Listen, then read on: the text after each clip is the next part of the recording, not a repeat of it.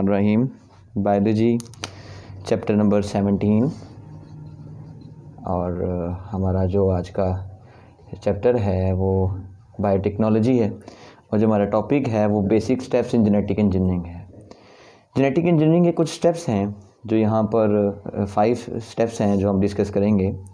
वो 5 स्टेप्स कौन से हैं उनके बारे में डिस्कस करने लगे हैं। जो पहला स्टेप है वो हमारे पास isolation of the gene of interest. Isolation अलहदा करना, अपनी पसंद का जीन किसी सेल में से, किसी बॉडी में से अलहदा करना हमारे पास isolation of the gene of interest कहलाता है। सबसे ये पहला स्टेप है। इसमें हम ये देखेंगे कि जेनेटिक जो इंजीनियर्स हैं वो सबसे पहले आइडेंटिफाई करते हैं द जीन ऑफ इंटरेस्ट को in a donor organism.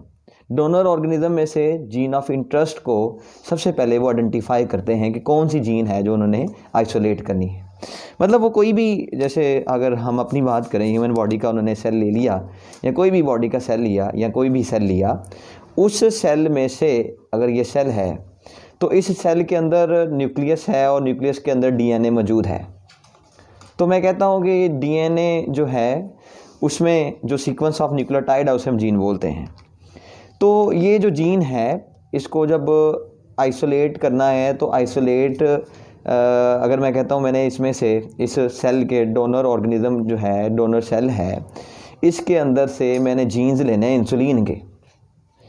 Insulin बनाने वाली जो जीन है, इंसुलिन बनाने वाले जो जीन हैं, अगर मैंने उसको लेना है तो हम उसे जीन ऑफ इंटरेस्ट का नाम देंगे। अब ये इंसुलिन बनाने वाले जीन सेपरेट कैसे किए जाते हैं? एक ख़ास किस्म के एंजाइम होते हैं, स्पेशल एंजाइम्स हैं जिन्हें हम रिस्ट्रिक्शन एंडोन्यूक्लियोसिस एंजाइम बोलेंगे। ये न्यूक्लियोसिस एंजाइम हम इस्तेमाल करेंगे use to cut the identified gene. हमने आइडेंटिफाइड जीन कौन सी की हमने कट करनी है? इंसुलिन की जीन कट करनी है from the total DNA of donor organism. पूरे total of DNA of organism में से हमने जीन ऑफ इंटरेस्ट यानी कि इंसुलिन की जीन लेनी है। तो ये हमारा सबसे पहला स्टेप है जिसे हम isolation of the gene of interest हमने कहा कि हमने एक डोनर ऑर्गेनिज्म लिया है, डोनर ऑर्गेनिज्म से जीन ऑफ इंटरेस्ट लिया है, जीन ऑफ इंटरेस्ट हमारे पास इंसुलिन है। हम इसको सेपरेट कैसे करेंगे? हम इस सेल के अंदर एंजाइम ख़ास किस्म के डालेंगे, उस एंजाइम को बोलेंगे रिस्ट्रिक्शन एंडोन्यूक्लियोसिस एंजाइम, जो कि इस जीन को ब्रेक करेगा, इस जीन की को अलहदा करेगा। फॉर एग्जांपल ये हमारे पास डीएनए है और डीएनए का यहाँ से लेकर यहाँ तक जीन है, तो इसको सेपरेट करने के लिए एंजाइम है रिस्ट्रिक्शन एंडोन्यूक्लियोसिस जो इसको यहाँ से कट कर देगा। नेक्स्ट स्टेप हमारे पास क्या होगा? नेक्स्ट स्टेप जो है हमारे पास insertion of the gene of interest है कि हम जो जीन ऑफ इंटरेस्ट है उसे इंसर्ट कर रहे हैं इनटू वेक्टर के अंदर। अब वेक्टर क्या है उसके बारे में देख लेते हैं कि हमने कहा हमने जो डिज़ायरेबल जीन लिया यानी कि इंसुलिन का जीन लिया उसे इंसर्ट कर रहे हैं वेक्टर के अंदर, इंट्रोड्यूस करवा रहे हैं वेक्टर के अंदर। वेक्टर एक selected for the transfer of the isolated gene of interest to the host cell. हम कहते हैं वेक्टर एक ऐसा सेलेक्टेड, समझ लें, selected for the transfer of the isolated gene कि हमने जहाँ जिसके अंदर जीन ऑफ इंटरेस्ट को आइसोलेट करना है उसे हम ट्रांसफ़र करना है उसे हम वेक्टर बोलेंगे। उसके वो किसी भी होस्ट सेल का हो सकता है। वेक्टर कोई भी डीएनए हो सकता है या एक एक्स्ट्रा क्रोमोसोमल कोई भी क्रोमोसोम हो सकता है या एक्स्ट्रा क्रोमोसोमल बॉडी है जिसे हम प्लाज्मिड का नाम देते हैं। ये जीन ऑफ इंटरेस्ट हम कहते हैं अटैच कर दिया जाता है वेक्टर के डीएनए के साथ by using endonucleases enzyme and by the using of ligase. जरा ध्यान दीजिएगा, हम यहाँ पर ये जीन ऑफ इंटरेस्ट है, हमने ये जीन को सेपरेट किया और इस जीन को हम यहाँ पर एक बैक्टीरिया ले लेते हैं। ये हमारे पास बैक्टीरिया है। बैक्टीरिया के अंदर डीएनए मौजूद होता है, इसके अलावा एक एक्स्ट्रा क्रोमोसोमल बॉडी भी मौजूद होती है, सर्कुलर डीएनए होता है।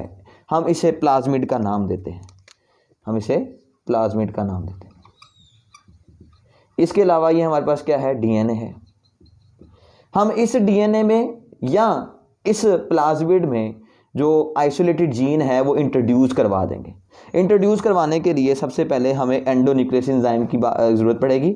वो एंडोन्यूक्लियोसिस एंजाइम यहाँ पर जीन जो है उसे प्लाज्मिड जो डीएनए है वो उसको कट करेगा और हम कहते हैं यहाँ पर जो आइसोलेटेड जीन यानी कि इंसुलिन की जीन है या आप आइसोलेटेड की जीन है वो इंट्रोड्यूस करवा दी जाएगी। तो हम कहते हैं जो हम जिसके अंदर ये इंट्रोड्यूस करवा रहे हैं, जिसके अंदर जीन को हम जो आइसोलेटेड जीन है उसको हम किसी के अंदर इंट्रोड्यूस करें, वो वेक्टर कहलाएगा। इसको सेपरेटली भी किया जा सकता है, यानी जो प्लाज्मिड है उसे बाहर निकाल कर, ये अगर प्लाज्मिड है, सर्कुलर डीएनए है, इसको बाहर निकाल कर तो हम इसके अंदर जीन ऑफ जो जीन ऑफ इंटरेस्ट है वो इंट्रोड्यूस करवा देंगे। तो हम प्लाज्मिड को हम वेक्टर कंक्लूड करें, प्लाज्मिड को हम वेक्टर काउंट कर रहे हैं और हमने यहाँ पर जीन ऑफ इंटरेस्ट इसके अंदर इंट्रोड्यूस करवाया हुआ है। तो कट करने के लिए एंडोन्यूक्लियोसिस एंजाइम था और इस जीन ऑफ इंटरेस्ट को इस प्लाज्मिड के डीएनए के साथ जोड़ने के लिए जो एंजाइम है वो लाइगेज एंजाइम है, जो कि इसके साथ इसको मिला रहा है। तो ये हमारे पास सेकंड स्टेप था। सेकंड स्टेप में हमने देखा कि वेक्टर है, वेक्टर जैसे प्लाज्मिड है, प्लाज्मिड के अंदर हमने जो जीन ऑफ इंटरेस्ट है वो इंसर्ट करवा दिया, वो हमने ज्वाइन करवा दिया है bye the using of enzyme endonuclease, जिसने पहले प्लाज्मिड को कट किया और उसके बाद हमने जो जीन जो है वो जीन ऑफ इंटरेस्ट इसके अंदर इंट्रोड्यूस करवाई और हमने लाइगेज का इस्तेमाल किया जिसने इसको जो जीन ऑफ इंटरेस्ट को और प्लाज्मिड को आपस में ज्वाइन कर दिया है। तो नेक्स्ट स्टेप जो होगा हमारे पास वो transfer of recombinant DNA into host organism है। Transfer of recombinant DNA into host organism क्या है, इसके बारे में देखने लगे। रिकम्बिनेंट डीएनए हम किसे बोलेंगे? रिकम्बिनेंट डीएनए ये जो हमने इस अगर डीएनए की बात करें, ये प्लाज्मिड था मुकम्मल तौर पर। इस प्लाज्मिड में हमने क्या किया, हमने यहाँ पर जीन ऑफ जो जीन ऑफ इंसर्टेड जीन थी इंसुलिन की, हमने वो इंट्रोड्यूस करवाई हुई है। तो ये जो प्लाज्मिड कहलाएगा, ये हमारे पास ये जो डीएनए कहलाएगा, इसे हम रिकम्बिनेंट डीएनए बोलेंगे। रिकम्बिनेंट डीएनए, ये रिकम्बिनेंट डीएनए है। Transfer of recombinant DNA to host organism, ये जो रिकम्बिनेंट डीएनए है इसको हम जो बाहर निकाला था इसको दोबारा से हम ट्रांसफ़र कर रहे हैं किसके अंदर? होस्ट ऑर्गेनिज्म के अंदर। Host organism, recombinant DNA is transfer to the target host. Target host हमारे पास क्या है? बैक्टीरिया है। हम इस रिकम्बिनेंट डीएनए को इस टारगेट होस्ट के अंदर इंट्रोड्यूस करवा रहे हैं। In this way host organism transferred into genetically modified organism. अब हमने क्या किया, हमने इसके अंदर इंट्रोड्यूस करवाया और इसके अंदर इंट्रोड्यूस करवाया रिकम्बिनेंट डीएनए। अब इस बैक्टीरिया को, इस माइक्रो ऑर्गेनिज्म को, इस ऑर्गेनिज्म को हम जेनेटिकली मॉडिफाइड ऑर्गेनिज्म बोलेंगे, जीएमओ। जेनेटिकली मॉडिफाइड ऑर्गेनिज्म बोलेंगे क्योंकि इसके अंदर हमने रिकम्बिनेंट डीएनए ट्रांसफ़र कर दिया है। ये हमारे पास था थर्ड स्टेप। और नेक्स्ट जो स्टेप है हमारे पास वो फोर्थ स्टेप है, ग्रोथ ऑफ द जीएमओ, यानी कि जेनेटिकली मॉडिफाइड ऑर्गेनिज्म, उसकी growth. GMO provide suitable culture media for growth.